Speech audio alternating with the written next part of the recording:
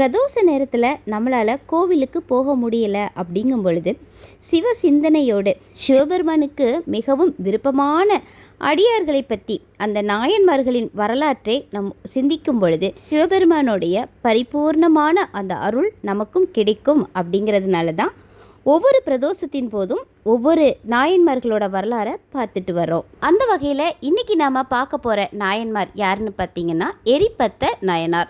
இவர் பிறந்த ஊர் கரூர். கரூர் என்று சொன்னாலே கரூர் சித்தர் அவர்தான் நம்ம ஞாபகத்துக்கு வரும்.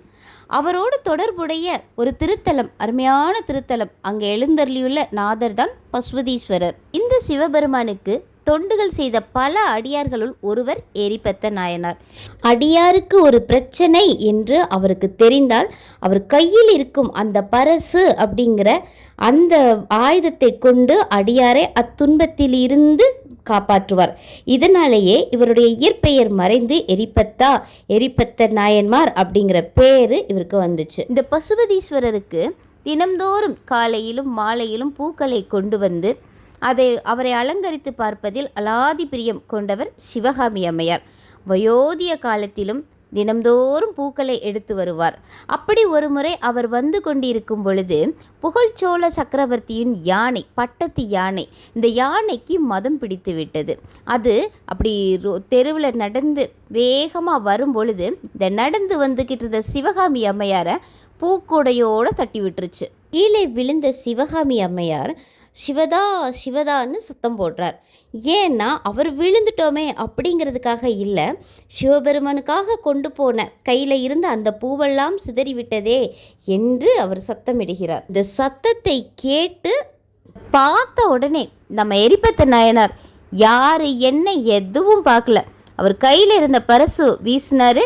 யானை மற்றும் யானை பாகர்கள் அந்த 5 பேரையும் சேர்த்து கொன்று விட்டார். இதை அறிந்து புகழ்ச்சோழ சக்கரவர்த்தி அங்கே வருகிறார். வந்து பார்த்ததுமே தெரிந்து கொண்டார் அங்கு என்ன நடந்திருக்கும் என்று.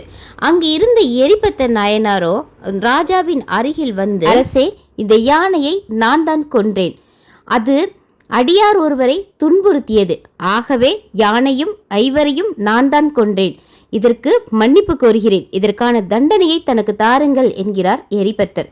அரசரோ, தப்பு செய்தது தாங்கள் அல்ல, நான் தான். இந்த யானையை வளர்த்தது நான் தானே, அதனால் நீங்கள் தான் என்னை தண்டிக்க வேண்டும் என்று அவரிடம் இருந்த வாளை உருவி குடிக்கிறார். இந்த தேசத்திற்கே புகழ் சேர்க்க வந்த சோழ சக்கரவர்த்தி தாங்கள் எந்த தவறும் செய்யவில்லை, நடந்த தப்பிற்கு நான் தான் காரணம் என்று அந்த வாளை தன் கழுத்தில் வைத்து தற்கொலை செய்ய முற்படுகிறார். அப்போது வான வீதியிலே சிவபெருமான் அம்பிகையோடு காட்சியளித்து, எரிபத்தா, என் மீதும் அடியார்கள் மீதும் நீ கொண்டுள்ள பக்தியை உலகறிய செய்வதற்காகவே யாம் இந்த நாடகத்தை நிகழ்த்தினோம்.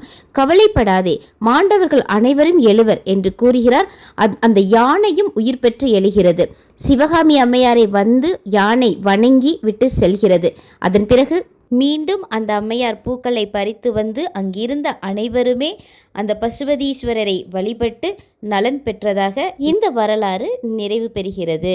மேலும் இது போன்ற ஆன்மீக கதைகளை கேட்பதற்கு நம்ம எம்எம் சேனலை சப்ஸ்கிரைப் பண்ணிக்கோங்க.